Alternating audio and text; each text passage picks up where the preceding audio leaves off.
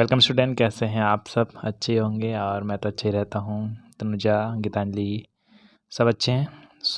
हम लोग टॉपिक शुरू करते हैं।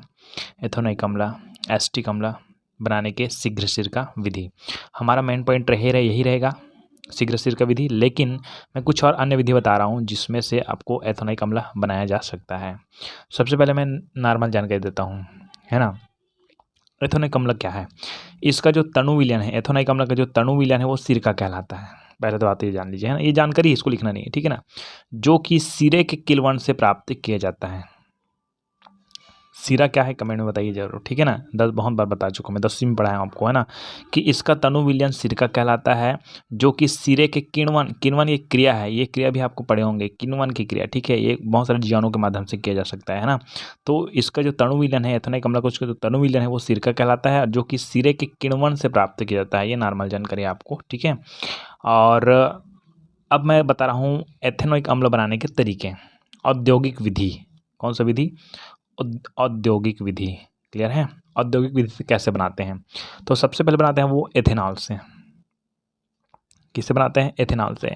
मैं यहाँ पर केवल समीकरण बता रहा हूँ, जानकारी। हमारा मेन पॉइंट कहाँ शुरू होगा? शीघ्र सिरका विधि यहाँ शुरू होगा, ठीक है।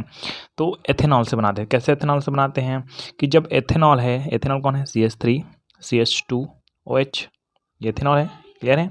तो जब एथेनॉल का विहाइड्रोजनीकरण किया जाता है, विहाइड्रोजनीकरण मतलब उसमें से क्या निकलना? हाइड्रोजन का बाहर निकलना, H2 का क्या होना? बाहर निकलना, है ना।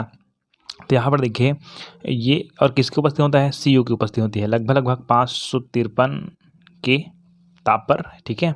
तो एथेनॉल है उसका विहाइड्रोजनीकरण कर एस्टेल्डिहाइड बनाया जाता है। सबसे पहले तो हम लोग एस्टेल्डिहाइड बनाएंगे। देखिए, तो इसको मैं यहाँ समझा देता हूँ। CH3, C एक हाइड्रोजन ऊपर एक हाइड्रोजन नीचे, है ना, और OH। क्लियर है? और यहाँ क्या होता है कि विहाइड्रोजनीकरण मतलब क्या होता है? हाइड्रोजन का बाहर निकलना। देखिए, अल्फा हाइड्रोजन तो ये है, आपको पता है पहले से। कौन सा hydrogen? Alpha hydrogen. Alpha hydrogen ये है। तो अगर अल्फा हाइड्रोजन ज़्यादा क्रियाशील होता है, आपको पता है। इस समूह के जस्ट पहला कार्बन अल्फा कार्बन, दूसरा कार्बन बीटा कार्बन, उसी तरह पहला कार्बन से जुड़ा हाइड्रोजन अल्फा हाइड्रोजन होता है। तो ये सबसे ज़्यादा क्रियाशील होता है। मतलब अगर H2 के अणु बाहर निकलता है, H2 के अणु क्या होता है? बाहर निकलता है, तो क्या बचता है? CH3, C single bond H single bond O, लेकिन O तो दो बॉन्ड क्लियर करता है ना, तो डबल बॉन्ड O।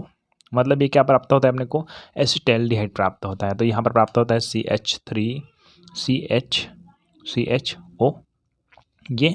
तो इसका डिटेल में बताता हूँ कि जब एथेनॉल का विहाइड्रोजनीकरण किया जाता है तो एसिटाल्डिहाइड प्राप्त होता है ना। और एसिटाल्डिहाइड के ऑक्सीकरण से हमको, यहाँ पर ऑक्सीकरण मतलब नवजात ऑक्सीजन से ऑक्सीकृत करवा दीजिए, ठीक है। तो क्या प्राप्त होगा अपने को? CH3COOH। क्लियर है? मतलब अपने को क्या प्राप्त हो जाता है? Acetic acid. क्लियर है? दूसरा आता है मेथेनॉल से। मेथेनॉल सेम सिचुएशन, वही CH3 है, ये एथेनॉल है, ये मेथेनॉल है। बस इसको हम लोग CO से क्रिया करवाते हैं।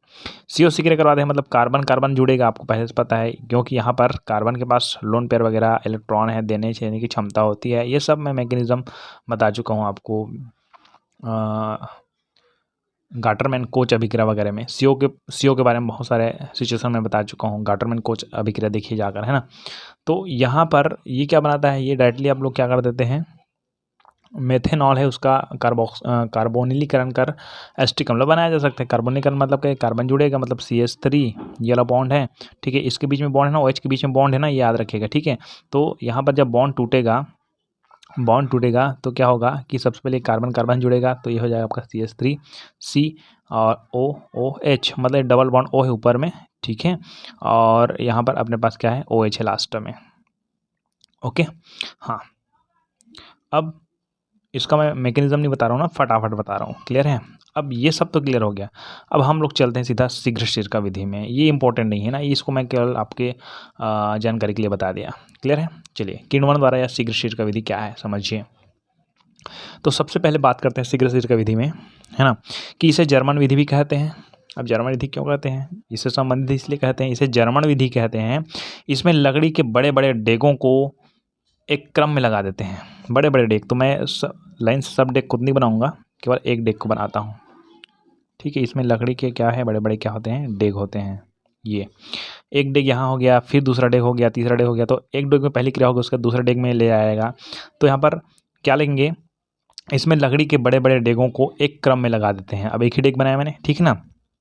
प्रत्येक डेग में 2 छिद्रित तख्ते लगे होते हैं। एक ये डेग है और दूसरा डेग नहीं बनेंगे, तो प्रत्येक डेग में 2 छिद्रित तख्ते लगे होते हैं। चलो एक तख्ता यहाँ पर लगा देता हूँ मैं, ठीक है। ये छिद्रित तख्ते हैं, है ना। ऐसे बात करेंगे और यहाँ से एक तख्ता से, हर एक तख्ता से अपने को ऊपर से इथेनॉल गिराना है, ये भी आपको पता है। सॉरी अभी आपको कहाँ पता होगा, 10वीं में पढ़ के आए होंगे, थोड़ा बहुत पता होगा। ओके चलिए, तो इसमें लकड़ी के बड़े बड़े डेग होते हैं। चलो एक ही डेग के बारे में बात कर रहे हैं हम लोग, ठीक है ना। एक क्रम में लगे होते हैं, प्रत्येक डेग में 2 छिद्रित तख्ते लगे होते हैं, एक तख्ता ऊपर में और एक तख्ता नीचे में। 2 छिद्रित तख्ते लगे होते हैं, एक ऊपर की ओर तथा दूसरी पेंदी के पास। कहाँ, पेंदी के पास। ये देखिए यहाँ पर मैं तख्ते लगा देता हूँ पेंदी के पास। नीचे वाले छिद्रित तख्तों के ऊपर, अब देखिए ध्यान से, नीचे वाले छिद्रित तख्तों के ऊपर मतलब ये इसके जस्ट ऊपर, ठीक है ना। तो नीचे वाले छिद्रित तख्तों के ऊपर डेग की दीवार में, ये जो डेग है उसकी दीवार में वायु प्रवाहन के लिए अनेक बड़े बड़े छिद्र होते हैं। अनेक क्या होते हैं, बड़े बड़े क्या होते हैं, छिद्र होते हैं। 1 2 3 4। Okay okay. डेग में पुराने सिरके से भीगी हुई लकड़ी की छीलन भर दिया जाता है। इस डेग में लकड़ी का छीलन, किसका छीलन, लकड़ी का छीलन,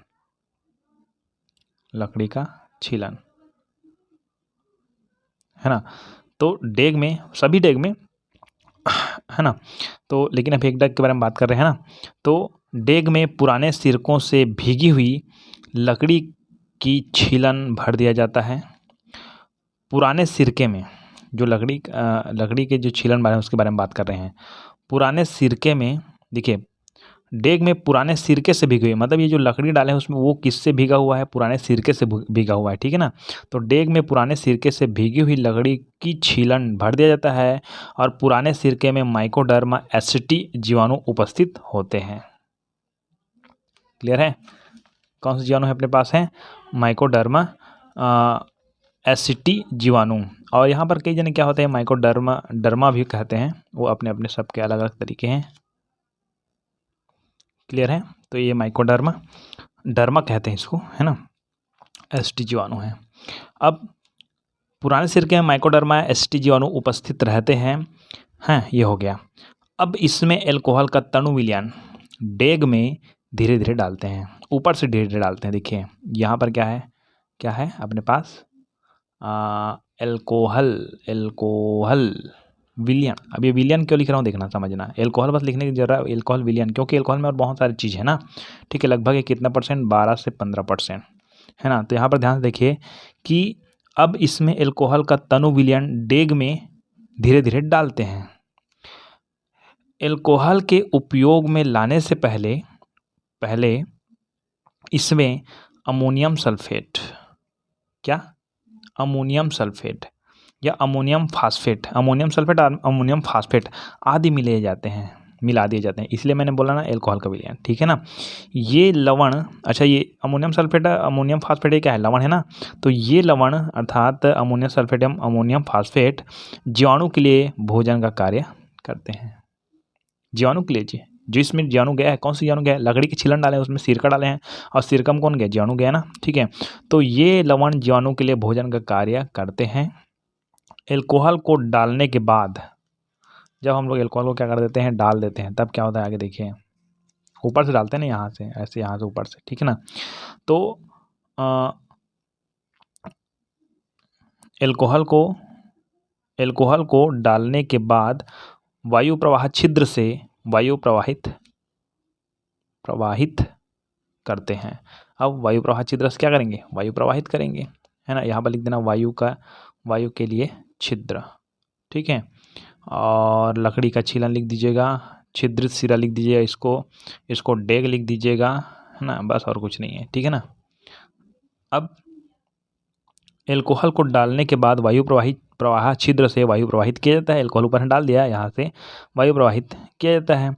जब एल्कोहल माइकोडर्मा एसटी जीवाणु की उपस्थिति में वायु के संपर्क में आता है, मतलब यहाँ से एल्कोहल डाल दिए और यहाँ से वायु को संपर्क आ रहा है और इसके बीच में कौन है, माइकोडर्मा एसटी जीवाणु है। तो जब एल्कोहल माइकोडर्मा एसटी जीवाणु की उपस्थिति में वायु के संपर्क में आता है, जो एल्कोहल है वहाँ माइकोडर्मा एसटी जीवाणु की उपस्थिति में किसके, वायु के संपर्क में आता है, तब किण्वन की क्रिया क्या हो जाती है, प्रारंभ हो जाती है ना। और इसके लिए उपयुक्त ताप लगभग कितना होना चाहिए, 30 से 35 डिग्री सेल्सियस होना चाहिए, है ना। किण्वन द्वारा एल्कोहल ऑक्सीकृत होकर, जो एल्कोहल डाले गए हैं ना, ठीक है, तो किण्वन द्वारा एल्कोहल है वहाँ ऑक्सीकृत होकर एसिटिक अम्ल में परिवर्तित हो जाती है, लेकिन शुद्ध नहीं ना। अभी देखिए, एल्कोहल ऑक्सीकृत होकर एसिटिक अम्ल में परिवर्तित हो जाती है, जिसमें एसिटिक अम्ल की सांद्रता केवल 8 से 10% होती है।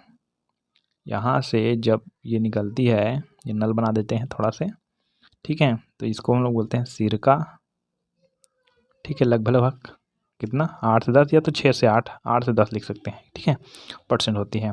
तो जिसमें एसिटिक अम्ल की सांद्रता 8 से 10% तक होती है, यहाँ तक तो आप लिख सकते हैं। और थोड़ा सा और जानकारी प्राप्त करना, देखिए ध्यान से कि शुद्ध एसिटिक अम्ल बस लिख दूँ मैं, शुद्ध एसिटिक अम्ल प्राप्त करने के लिए क्या करना पड़ेगा, उसको ध्यान सुनिएगा कि शुद्ध अम्ल प्राप्त करने के लिए इसे सोडियम हाइड्रोक्साइड से उदासीन करते हैं। पहले जो एसिटिक अम्ल है उसको हम लोग किसके साथ, NaOH के साथ उदासीन करते हैं, और उदासीन करने के बाद विलयन का वाष्पन करने पर सोडियम एस्टेट के क्रिस्टल प्राप्त होते हैं। क्या सोडियम एस्टेट, ये N+ आयन है, ये माइनस आयन है, इसका H है अपने पास है, ये H और ये H और ये ऑक्सीजन, ये क्या बन के बाहर निकल जाएगा, H2O, है ना। और क्या बचा अपने पास, CH3 COO Na, ये बन गया अपने पास लवण, क्लियर है ना। तो शुद्ध अम्ल प्राप्त करने के लिए इसे NaOH के साथ उदासीन करते हैं, उदासीन कर दिए, ठीक है ना। उदासीनीकरण अभिक्रिया जानते हो ना, जल और लवण का बनना, ठीक है ना, ओके, क्योंकि अम्ल है, ये क्षार है, अम्ल क्षार क्या करते हैं तो जल और लवण बनता है, आप तो जानते हो, है ना। तो शुद्ध अम्ल प्राप्त करने के लिए इसे NaOH से उदासीन करते हैं, और विलयन का वाष्पन करने पर सोडियम एस्टेट के क्रिस्टल प्राप्त होते हैं। सोडियम एस्टेट के क्या प्राप्त होते हैं, क्रिस्टल प्राप्त होते हैं, ठीक है ना। इन्हें निर्जल करके, इसे फिर यहाँ पर जल भी है ना, तो इसको क्या करके निर्जल करके सांद्र H2SO4 के साथ आश्रित करते हैं, तब अपने को क्या प्राप्त होता है, अपने को ये प्राप्त हो जाता है CH3COOH। कैसे प्राप्त होगा, इसको समीकरण थोड़ा समझ लेना ध्यान से कि भाई यहाँ पर H2 है ना, यहाँ पर सोडियम है, ये प्लस आयन वाले हैं, ये माइनस आयन वाले हैं, क्लियर है। और ये क्या है, सल्फेट, तो ये सोडियम सल्फेट बनाएगा, और ये क्या बनाएगा, CH3COO, और यहाँ पर हाइड्रोजन है तो ये बनाएगा 2 हाइड्रोजन है, 2 अणु बना देगा, क्लियर है। तो ये आपका लिखने तरीका, यहाँ पर समीकरण की आवश्यकता नहीं पड़ेगी, लेकिन यहाँ पर ऐसे लिख सकते हो आप डायरेक्टली कि दोनों समीकरण लिख सकते हो, CH3COOH NaOH के साथ क्रिया कराएंगे तो ये प्राप्त होगा, और इसको क्रिया कराएंगे H2SO4 के साथ तो क्या प्राप्त होगा, एसिटिक एसिड। चलिए यहाँ पर बता ही देता हूँ मैं, CH3COOH ये अपने पास है, और NaOH ऐसे करोगे तो ये हो गया आपका जल बन के बाहर निकल जाएगा, ठीक है, H2O, और क्या बचेगा, CH3COO ये बचा, और क्या है, सोडियम, ये बन गया, सोडियम का लवण बन गया। अब क्या हो गया, इसके निर्जलीकृत करेंगे तो ये H2O निकल जाएगा, तो क्या बचेगा अपने पास, CH3COO Na। इसके हम लोग 2 अणु ले लेते हैं, कितने ले लेते हैं, दोनों हम लोग क्या करते हैं, H2SO4 के साथ, किसके साथ, H2SO4 के साथ क्रिया करवाते हैं। तो होता क्या है, देखिए सोडियम +1 वाले हैं, और सल्फेट SO4, इसका हम लोग ये निकालेंगे ऑक्सीकरण अवस्था संख्या, तो क्या निकलेगा, सल्फर +16 है तो +6 और -2 4 4 दूनी 8 -2 निकलते हैं, मतलब कितने सोडियम की आवश्यकता पड़ेगी, 2 सोडियम की आवश्यकता पड़ेगी, इसलिए हम लोग यहाँ लिखे हैं 2 अणु लिए हैं, क्लियर है। तो हम लोग क्या करेंगे, ये बनेगा आपका सोडियम, और सोडियम किसके साथ बनाएगा, सल्फेट के साथ, तो सोडियम सल्फेट बनाएगा NaSO4, लेकिन 2 सोडियम की आवश्यकता पड़ेगी तो Na2SO4 बनाएगा, और बचेगा क्या, 2 हाइड्रोजन बचा ना अपने पास, और क्या बचा है, 2 हमको CH3COOH बचा है, तो CH3COO, क्लियर है, H एक बनाएगा, और CH3COOH, मतलब 2 अणु बनेंगे, तो सामने 2 लिख देंगे तो ही चल जाएगा, खत्म, ठीक है ना। तो इस तरह से इसका समीकरण भी है, क्लियर है।